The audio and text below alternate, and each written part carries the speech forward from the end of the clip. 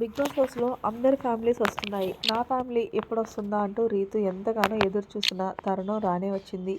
ఇక లైవ్‌లోని రీతు వాళ్ళ అమ్మగారైతే గనక ప్రత్యక్షమయ్యారనే చెప్పాలి. అయితే అందరిలాగా నేరుగా కాకుండా కాసేపు కన్వెన్షన్ రూమ్‌లో ఉండి హౌస్‌లో ఉన్న కంటెస్టెంట్స్ అందరినీ కూడా కాసేపు ఆడుకున్నారనే చెప్పాలి. ఇక ఎట్టకేలకు రీతు ముందుకు వెళ్ళి వాళ్ళ అమ్మగారు చాలా అంటే చాలా ఎమోషనల్ అయ్యారు. ముందుగా అలాగే రీతు కూడా ఇంకా ఎమోషనల్ అయ్యింది.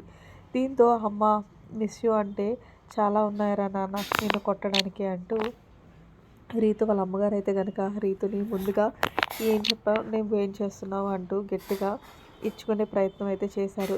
ఇక ఇందులో భాగంగానే రీతు పక్కకు వెళ్దాం దా అంటే లేదు లేదు పక్కకు వెళ్ళొద్దు ఇక్కడే ఉందాము అంటూ రీతు వాళ్ళ అమ్మగారు అంటుంటే ఈలోగా చపాతీ కర్ర ఇవ్వు అంటే పవన్ కళ్యాణ్ పరుగు పరుగున పట్టుకుని వెళ్ళి చపాతీ కర్ర ఇచ్చాడు. ఇక ఇందులో భాగంగానే పక్కకు తీసుకెళ్ళి రీతు వాళ్ళ అమ్మగారు ఇద్దరు మాట్లాడుకున్నారు.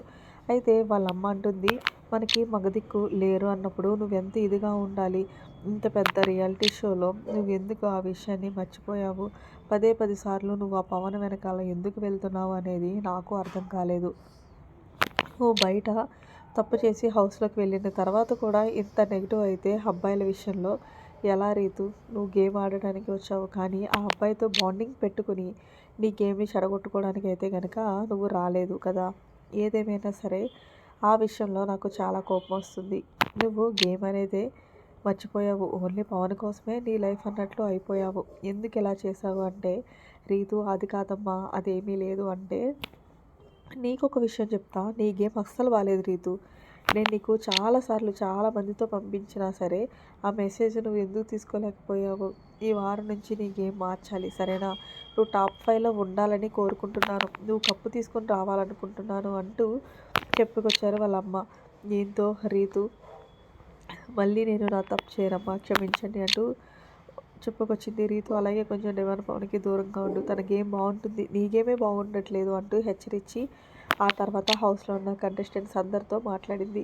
ముందుగా Tanuja thank you so much అమ్మ. నా అమ్మాయిని కంటికి రెప్పలాగా చూసుకుంటున్నందుకు. ఏదేమైనా సరే రీతు తనుజ అలా ఉండాలి.